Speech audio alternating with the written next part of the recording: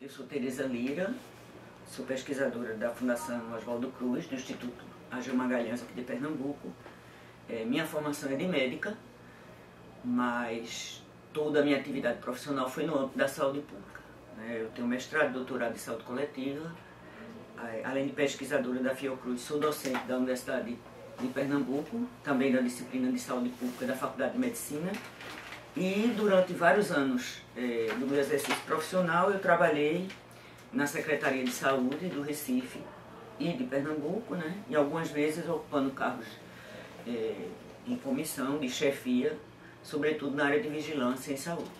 Nesse sentido, dentro da Secretaria de Saúde do Recife em particular, durante 6 anos, eu fui a diretora de vigilância em saúde e teve sob minha responsabilidade, dentre várias outras atividades, a vigilância epidemiológica e a vigilância ambiental no âmbito da saúde.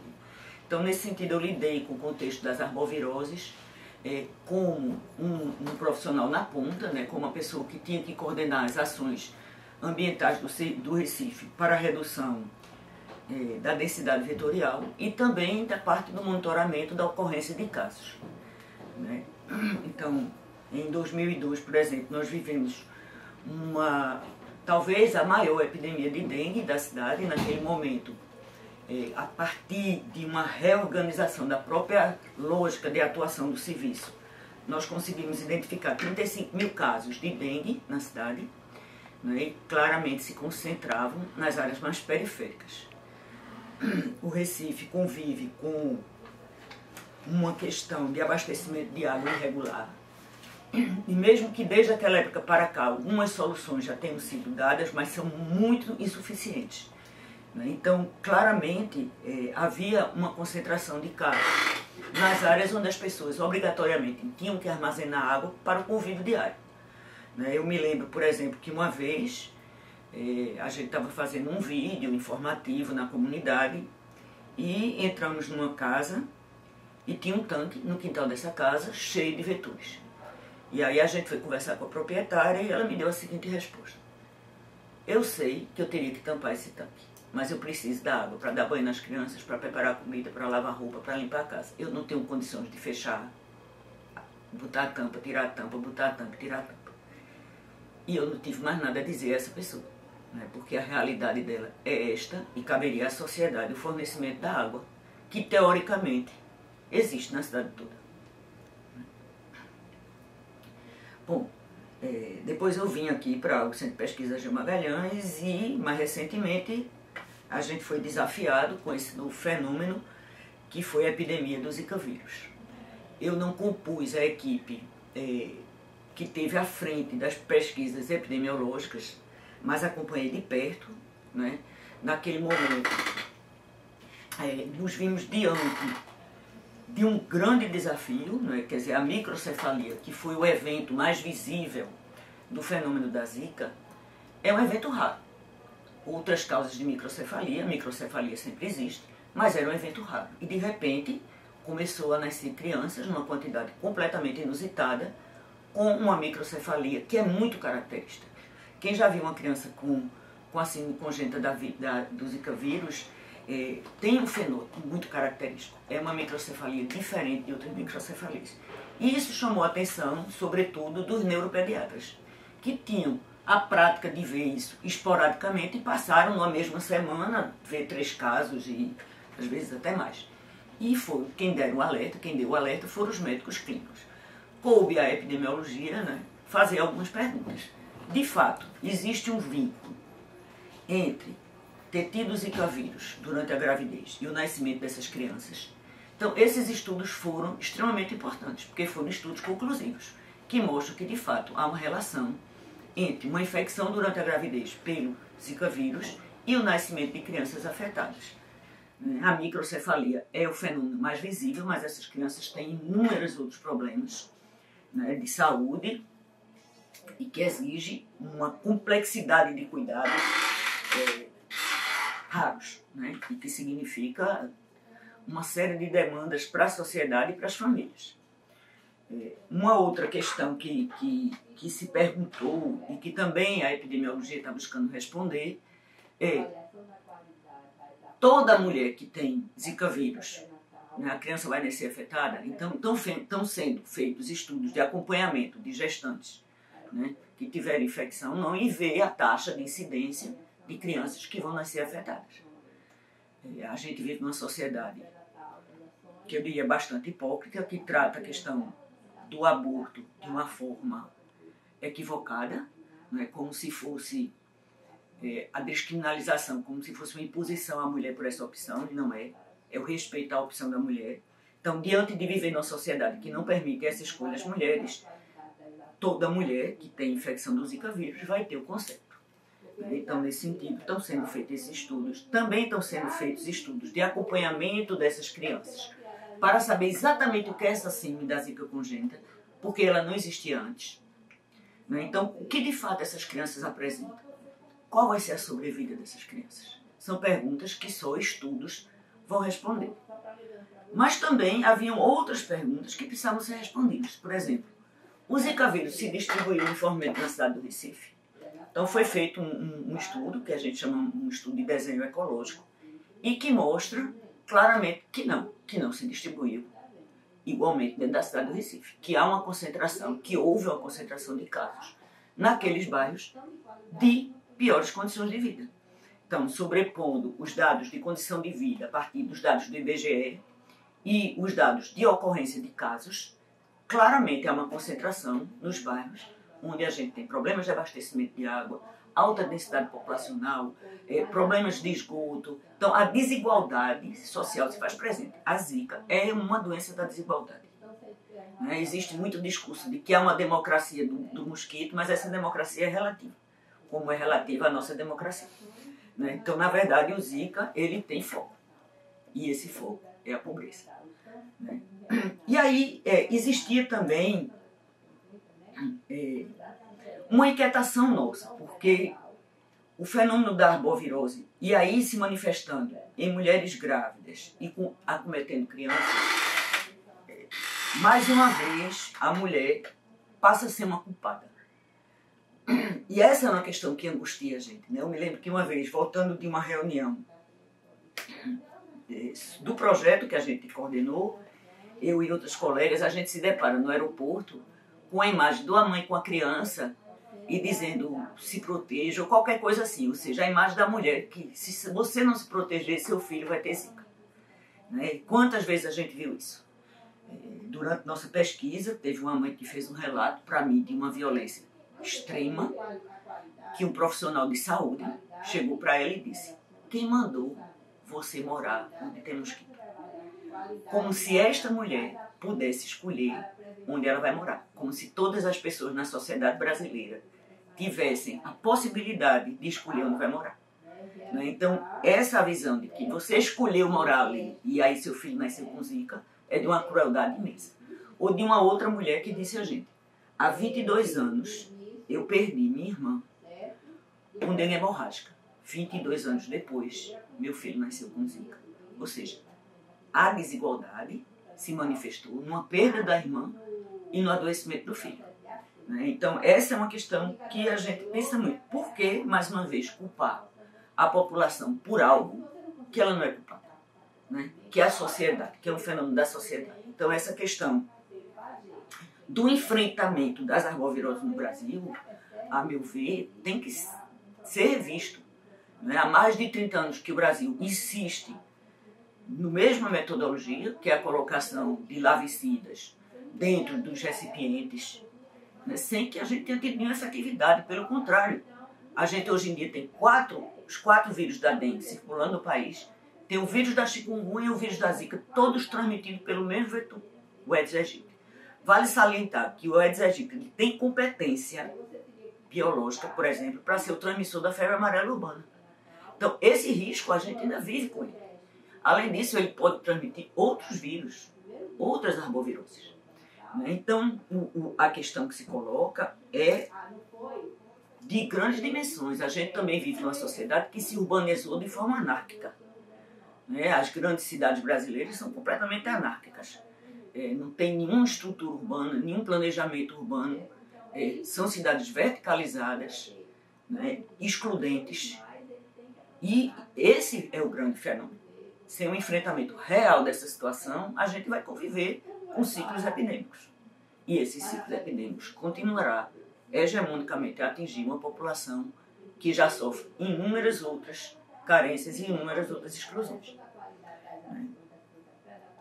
Algumas medidas que estão sendo pensadas, por exemplo, eu acho que tem que ser melhor estudadas, mais bem analisadas. A questão, por exemplo, do mosquito transgênico, eu acho que existe insuficiência de estudos para você colocar um vetor geneticamente modificado em alta escala, sem a gente ter certeza que isso vai redundar. Que impacto isso vai ter, inclusive, na dinâmica desse vetor? Né? Existem outras também iniciativas, por exemplo, que infecta o Aedes aegypti com uma bactéria que não é historicamente dela. E isso faz com que ela não transmita, digamos assim.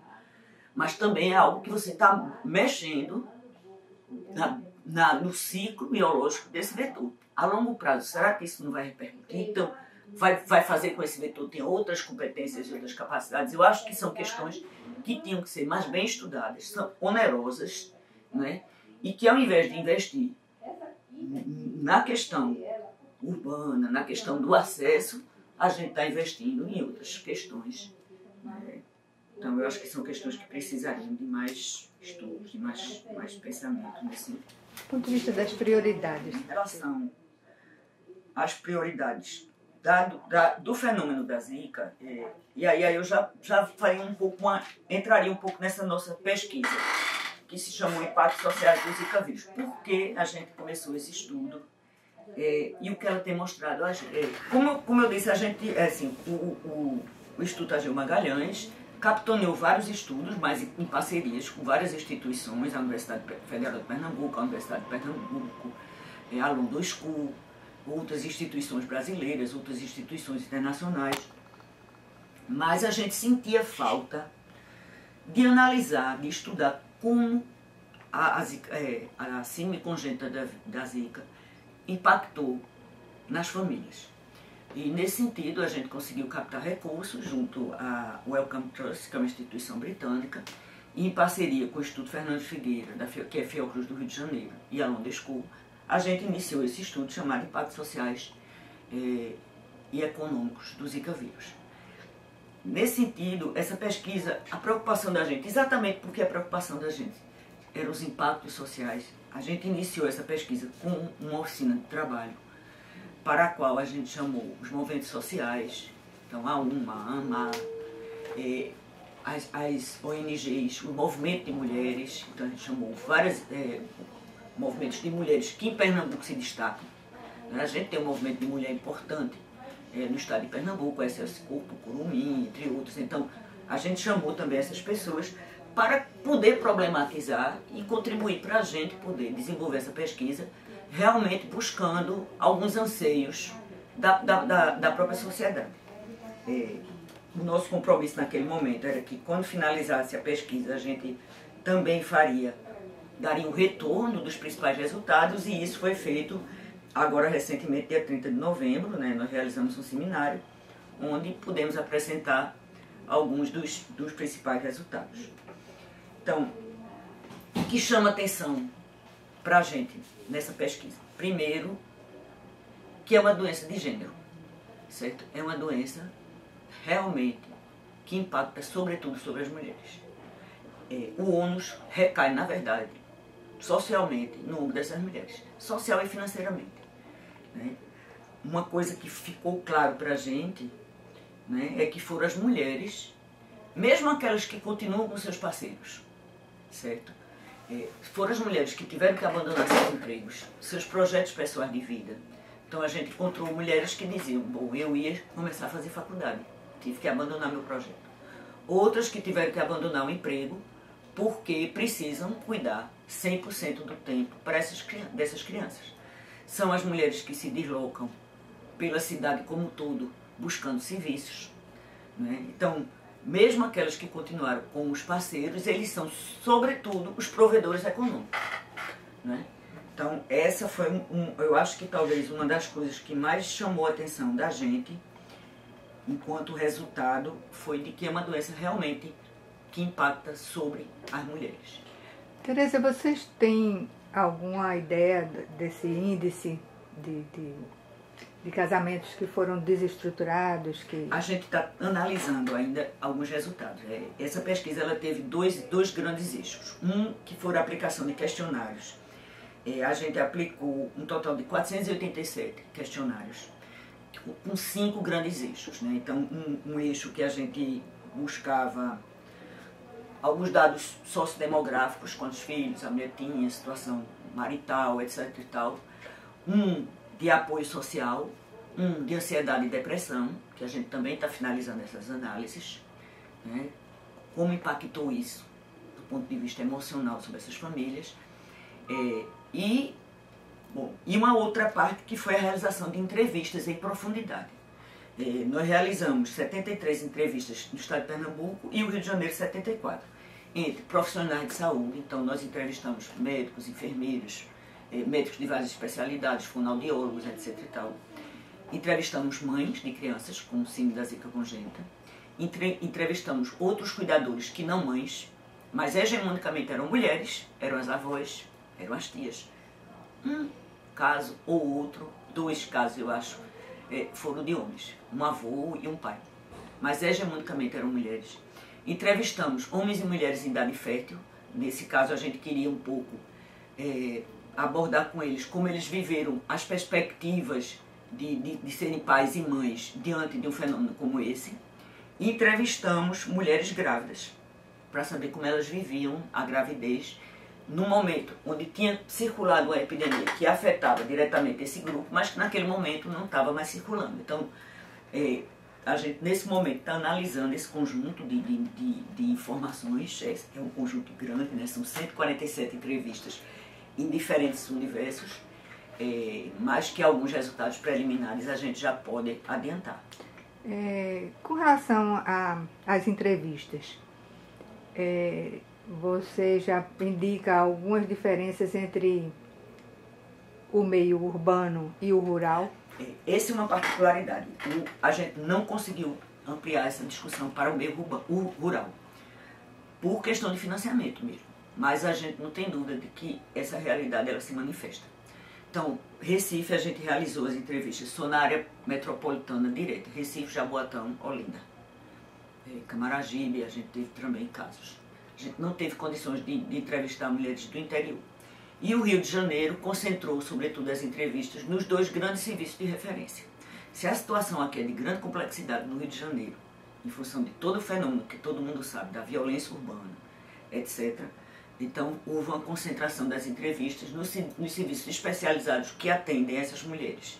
No nosso caso, nós fomos nas casas ou no local de escolha dessas mulheres. A gente teve muito cuidado em respeitar a delicadeza do momento. Então, assim, nossas pesquisadoras, todas eram mulheres, todas as pesquisadoras de campo, eram mulheres que já tiveram experiência de trabalhar com grupos vulneráveis.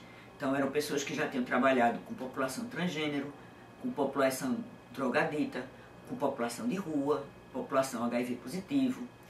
Então, porque eram pessoas que tinham que saber abordar um universo, saber quando interromper a entrevista. Então, tinha momentos que a criança se agitava, aquela entrevista tinha que ser totalmente interrompida e retomada no outro momento que fosse de conveniência para aquela mulher. Então, a gente teve muito cuidado com isso, e isso significou um tempo longo de coleta de dados. Então, a gente passou um tempo grande realmente para coletar esse conjunto de entrevistas, e está sendo desafiador analisar esse conjunto de material que a gente tem, né? A gente fez a análise já dos profissionais e das mães do ponto de vista da discussão do acesso aos serviços de saúde.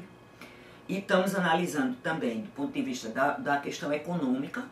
O Grupo do Rio está se dedicando mais a isso, porque tem economistas da saúde que estão tendo cuidado de analisar o custo econômico que a epidemia teve para as famílias e também para o sistema único de saúde, a partir de dados indiretos e alguns diretos.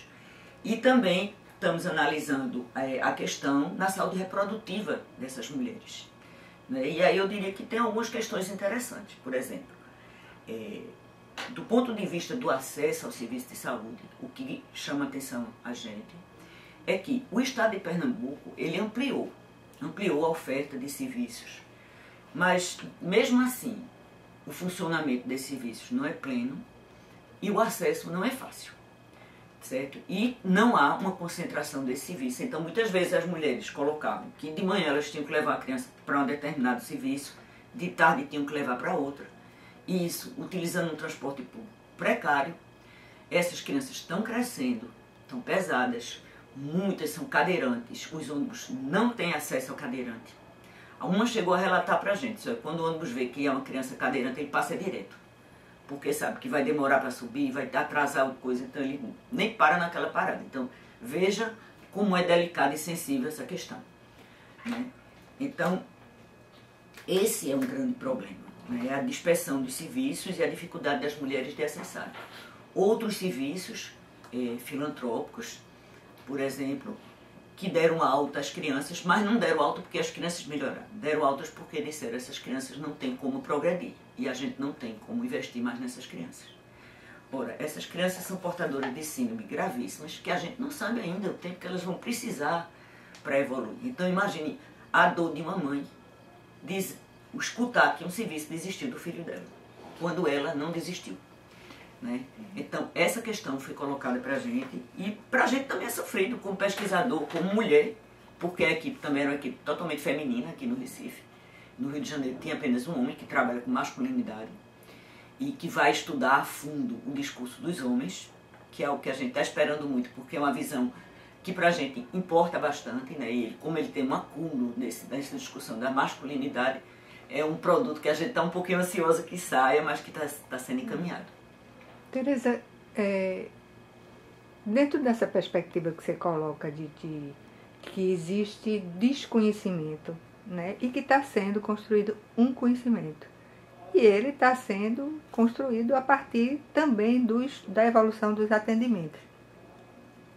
Algumas entrevistas que eu vi com mães, né, elas se referem muito a que às vezes sai de casa, faz todo o percurso, todo o caminho e tal, e quando chega no atendimento passa 15 minutos, né? Então, assim, resta ver não somente a prestação de serviço, mas, assim, efetivamente, como é que, né, está se dando esse serviço, em que medida esse serviço é capaz de estar respondendo por uma evolução. E uma outra coisa também que eu observei, que a maioria delas tem problema ocular, né? E que a simples cirurgia de correção, né, desse problema ocular, né, tem respondido assim positivamente à medida que é como se a criança pudesse visualizar o estímulo. Sim. Então, tão somente isso, né, pode afetar, né, na evolução do tratamento, né? Então, assim, essa interrupção de um tratamento por falta de resposta, eu acho que tem muitos elementos, é muito complexo, tem muitos elementos, e a gente também observa ainda um despreparo do pessoal da saúde, né, com relação a essa abordagem. Sem dúvida, veja, eu acho que tem vários aspectos dessa questão. Primeiro, tem uma insuficiência de serviços. Eu acho que a síndrome da Zika teve uma outra particularidade. Ela revelou o quanto existe uma carência para o atendimento às pessoas com deficiência na rede de saúde, em vários níveis. Então, assim, o fenômeno da Zika, por ter sido um fenômeno epidêmico e que de uma vez só você teve uma grande quantidade de crianças com deficiência de várias ordens, tá certo? Deficiências físicas, oculares, auditivas, mental, então, portando um conjunto sindrômico grave, lançou à luz de que havia uma necessidade, uma carência grande em relação à abordagem para outros deficientes, né? Se a gente for pesquisar as redes de saúde, a maior parte das unidades de saúde da família não tem acesso a cadeirante, não tem a leitura braille para as pessoas deficientes visual. Então, eu participei, por exemplo, da banca de uma residente, ela mesma deficiente motora. E o que é que ela chamou a atenção? Que a pessoa com deficiência, quando ia à unidade de saúde, ela vai com um acompanhante, o médico praticamente ignorava a pessoa com deficiência e passava a conversar com o acompanhante, como se aquela pessoa, além da deficiência física, tivesse uma incapacidade dela mesma de se expressar. Então existe um grande despreparo, em todos os sentidos. Por outro lado, eu acho que nenhuma sociedade estaria imediatamente apta a responder um fenômeno epidêmico como foi o da Zika.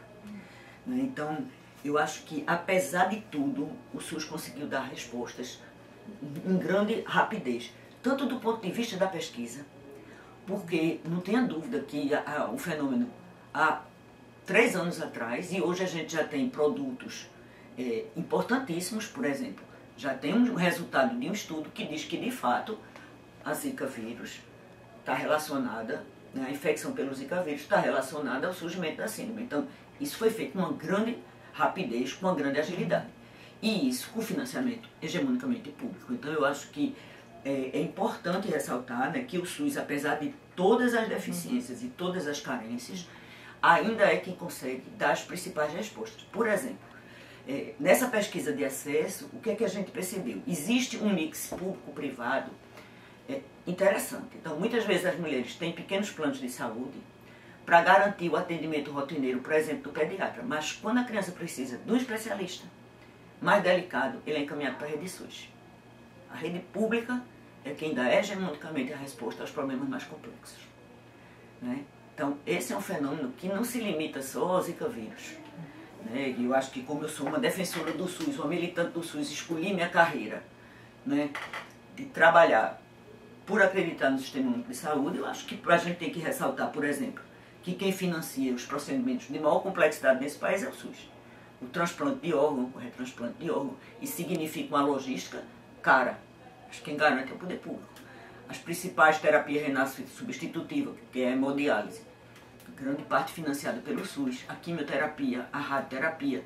Então, essa é uma questão importante. Apesar de todas as deficiências, o SUS conseguiu dar resposta. Até quando ele conseguirá dar, esse é um desafio, porque a gente teve, em 2016, aprovada uma emenda constitucional gravíssima, que muitos chamam a emenda constitucional da morte, e ela é a emenda constitucional da morte das políticas sociais, e dentre elas o SUS, né, que congela por 20 anos qualquer possibilidade de incremento, quando a gente vai ter uma população que envelhece e que demanda outros serviços de saúde, também de alta complexidade, porque são as doenças crônicas, as doenças degenerativas, a necessidade da fisioterapia, do acompanhamento do cuidador. Então, a gente está diante do congelamento de gastos quando o sistema de saúde cria demandas. Então, eu não tenho dúvida, por exemplo, que a gente vai viver um momento de privatização do público. Né? Então, o público financiando mais uma vez o privado e precarizando a atenção à população mais carente. Então, essa é uma questão que está na ordem do dia, indiscutivelmente está na ordem do dia. E o fenômeno da Zika, de certa forma, por ser um fenômeno que criou uma comoção na sociedade, indiscutivelmente criou, não só brasileira, mas internacional. E a comoção internacional se dá também pelo medo de que isso se espalhasse pelo mundo, não é? Digamos assim, existe a solidariedade, mas existia sobretudo o medo. Será que isso vai chegar aqui? Como é que a gente vai controlar? Já que o próprio Aedes aegypti, ele tem crescido sua presença até em países mais desenvolvidos, né? Também ligados aos fenômenos das urbanizações desordenadas e etc. Então, são questões que estão sendo colocadas. O desafio que se coloca para o cotidiano dessas famílias, ele tende, a meu ver, a se agravar. Né? De problemas de serviços que vão ter dificuldade de serem mantidos por questões de financiamento.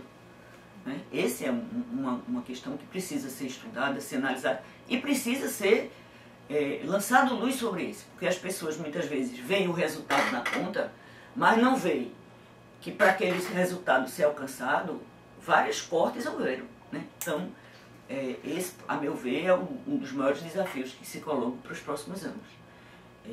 A gente vai ter cortes substanciais e isso vai impactar no cotidiano dessas famílias. Eu diria que uma outra coisa, por exemplo, que a pesquisa lançou luz e que eu acho que é um alerta para os serviços de saúde, é a questão da saúde reprodutiva dessas mulheres. grande parte dessas mulheres, dessas crianças, foram gravidez não planejada. Não planejada não significa que essas mulheres depois não passaram a desejar essas crianças, né? São mulheres extremamente amorosas, zelosas. A gente não se deparou com nenhum caso, ou talvez de uma pessoa que era drogadita e quem assumiu a criança foi a avó, mas a imensa maioria são mulheres extremamente afetuosas, comprometidas com o cotidiano dessas crianças, a ponto de criarem associações que a partir delas outras no Brasil foram criadas, né? Mas todas elas, a imensa maioria, foram gravidez não planejada. E muitas engravidaram utilizando equivocadamente métodos anticonceptivos. Então, por exemplo, teve uma mulher que nos relatou que a criança com Zika era resultado da 4ª gravidez dela. E todas elas estavam tomando anticoncepcional, só que estava tomando erradamente.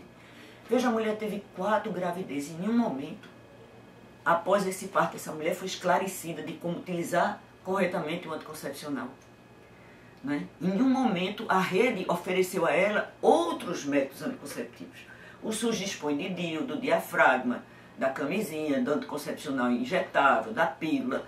Nada disso foi ofertado a essa mulher. E muitas, a imensa maioria delas, eram vinculadas às unidades de saúde da família. Então, essa é uma falha grave. E que tende a se agravar com esse discurso moralista de que falar de sexualidade e falar de sexo passou a ser algo criminalizado, como se as pessoas não vivessem seu próprio corpo, seus desejos. Então, a gente vai passar a viver com esse fenômeno, talvez até mais precocemente, nas jovens, nas adolescentes que estão iniciando sua vida sexual, totalmente sem conhecimento do funcionamento da sua própria biologia.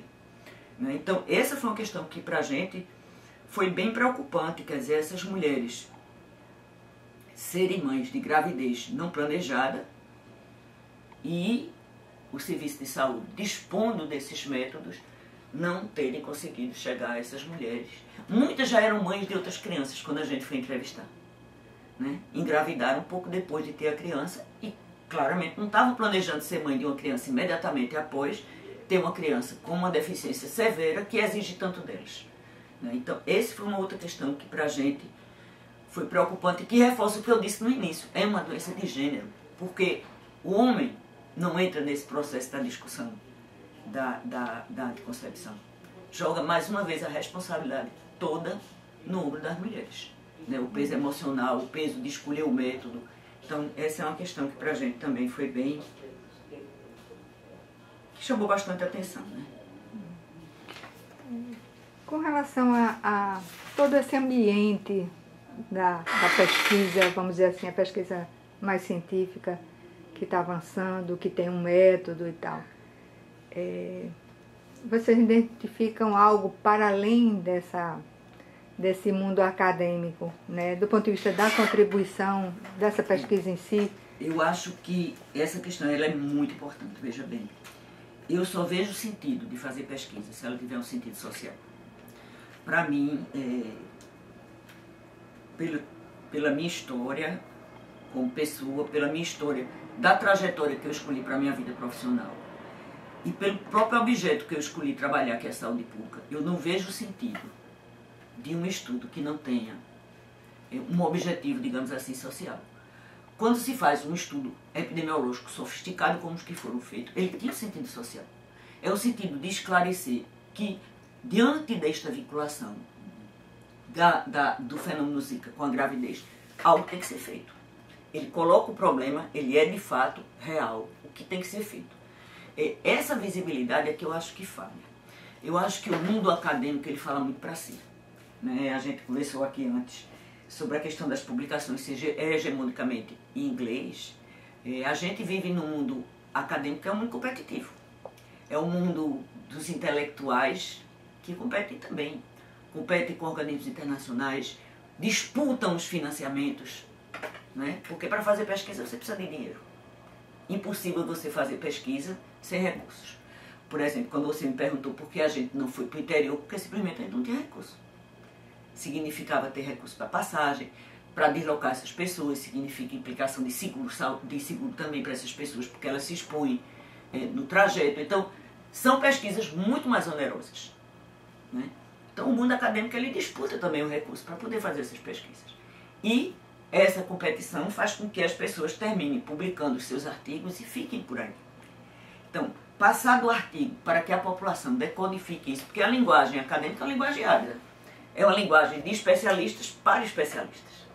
Né? Provavelmente, se você der a uma mãe com Zika vírus um artigo, ela vai ter dificuldade de compreender, não porque ela não seja inteligente, mas porque aquela linguagem é feita para pessoas que lidam com aquilo no seu cotidiano. Então, eu acho que o que falta, que é importante, esse diálogo mais intenso. Então, por exemplo, quando a gente teve a preocupação de fazer o seminário de apresentação dos resultados, foi exatamente para dialogar com esses atores. Então, teve um grande número de mães que participaram, que se colocaram, e esse diálogo eu acho que é necessário. O diálogo da academia com os movimentos sociais. Eu acho que a Zika também criou um pouco isso. Eu acho que estreitou essa relação dos pesquisadores com essas mães, porque elas se colocam também. Elas dizem nada sobre nós sem nós, né? Então, elas querem ser atores importantes, querem ser ouvidas, elas querem saber tudo aquilo que elas disseram aos pesquisadores, todo aquele sangue, todos aqueles produtos que os pesquisadores coletaram. O que aquilo resultou? O que aquilo vai melhorar para ela ou para outros? Né? Então, eu acho que isso é uma experiência nova para a academia também. De ter um movimento social mais presente, dizendo, olha, eu estou aqui, eu quero saber. Né? Mas eu acho que a gente ainda precisa aprender a dialogar com os movimentos sociais mais intensamente. A gente termina detendo alguns conhecimentos e que o movimento social, de posse desses conhecimentos, eles podiam qualificar isso. E podiam também transformar esse conhecimento. Né? Eu tive uma experiência também, inclusive uma das pessoas membros dessa pesquisa também participou comigo dessa pesquisa, em Goiânia, que foi uma pesquisa financiada pela Hemobras. Essa pesquisa terminou em final de 2013, começo de 2014. E a gente também utilizou uma metodologia participativa de ausculta da população de Goiânia. Então a gente fez várias oficinas de trabalho em Goiânia. Essa foi uma experiência riquíssima. E que a equipe ia para lá. Então a gente fez oficinas temáticas sobre saúde, sobre meio ambiente. E o que a gente percebeu, por exemplo, em Goiânia, é que a população é altamente competente para identificar seus problemas e propositiva.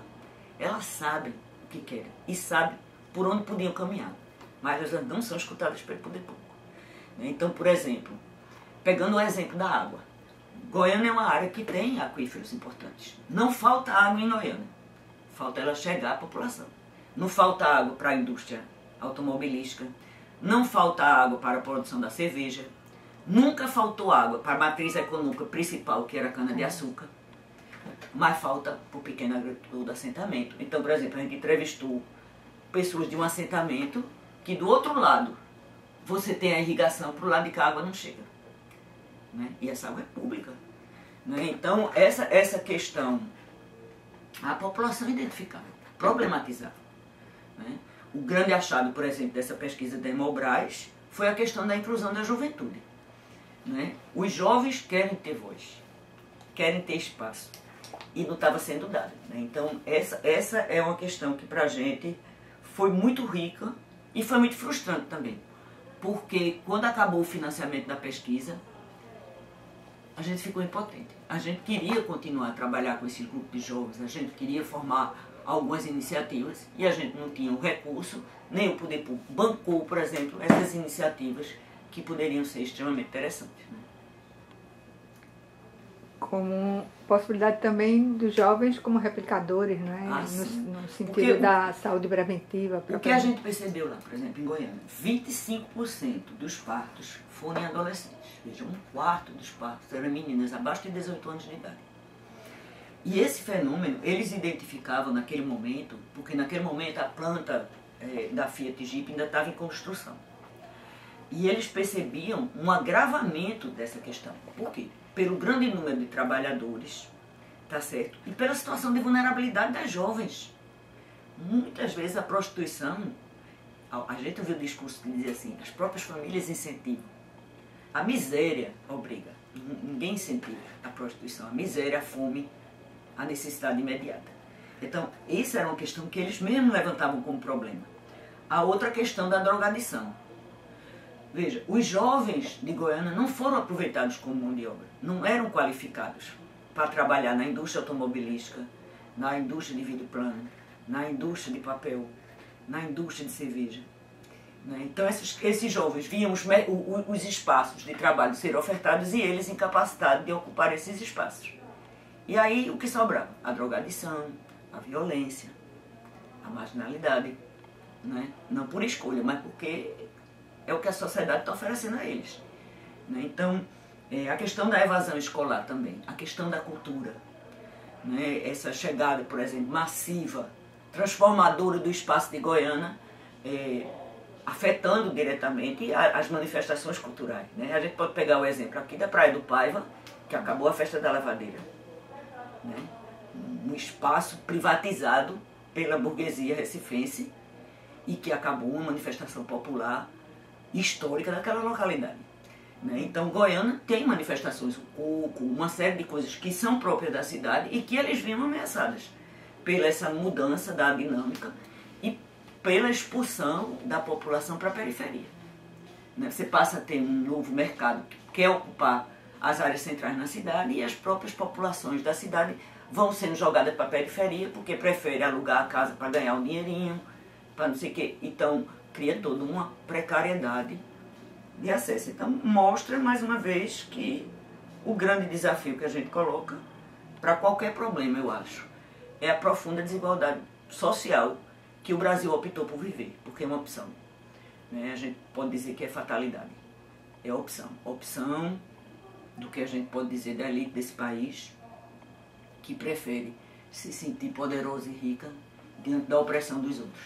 Então eu acho que grande parte dos problemas de saúde que a gente vive estão ligados, sobretudo, a esse fenômeno da desigualdade social, da exclusão. E aí a gente pode colocar a questão da raça, do racismo, o racismo institucional. Eu tenho alguns alunos negros que eu oriento e a gente conversa muito sobre isso. Eu sou uma mulher branca, nessa escala da pirâmide social eu não estou no topo, que então são os homens heteronormativos e brancos, mas eu ainda estou numa situação privilegiada. Quando eu me deparo com uma jovem negra que veio da periferia, o fenômeno e os desafios que ela teve que enfrentar para estar aqui no lugar de mestranda foram completamente diferentes da trajetória que eu tive que enfrentar para estar aqui hoje como pesquisadora. E isso não se dá aleatoriamente.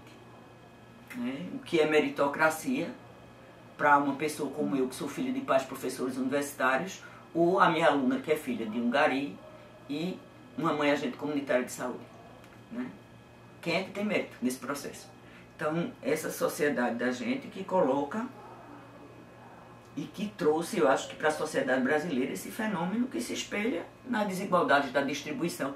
Quando a gente diz que a zika, o fenômeno da zika congênita se concentra nos bairros periféricos, a gente está mostrando que a desigualdade aí está se manifestando. Se você pegar o mapa da cidade, existe um conjunto de bairros centrais do Recife, que são a Dinamarca, a Suíça, a Suécia, do ponto de vista de indicadores de saúde, que é o bairro das Graças, o bairro da Jaqueira, o bairro Panamirim, Aflitos. Aqueles bairros ali, se você vê a mortalidade infantil, é equivalente a qualquer país mais desenvolvido do mundo, a mortalidade materna, a incidência e prevalência das doenças transmissíveis, as próprias doenças crônicas que estão presentes, mas não matam, porque as pessoas têm como se tratar. Então a gente tem dentro do território do Recife um conjunto de cidades e que as pessoas querem invisibilizar. Invisibilizar. Então, assim, eu acho que se você for...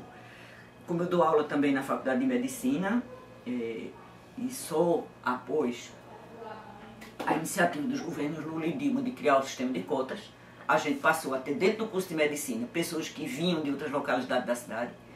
Antes era apenas a elite financeira. E esses alunos se surpreendiam quando tinham que ter aula prática nas unidades de saúde da família dos Morros. Aquela cidade para eles era um impacto. Aqui para eles era um mundo completamente desconhecido da realidade que aquelas pessoas viviam. Então, vamos invisibilizar essa população, porque é mais fácil eu viver no meu mundinho aqui de classe média, excludente.